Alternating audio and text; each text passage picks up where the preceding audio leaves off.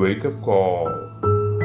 For he says, at an acceptable time, I have listened to you, and on a day of salvation, I have helped you. Look, now is the acceptable time. Look, now is the day of salvation. The second letter of St. Paul to Corinthians, chapter 6, verse 2.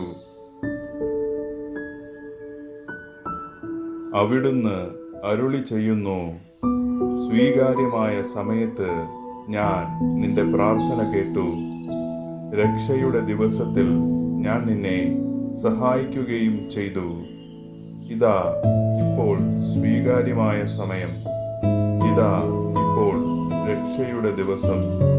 വിശുദ്ധ പൗലോസ് അപ്പോസ്തലൻ കൊറിന്തോസുകാർക്ക് എഴുതിയ 2-ാം ലേഖനം, അധ്യായം 6, വാക്യം 2.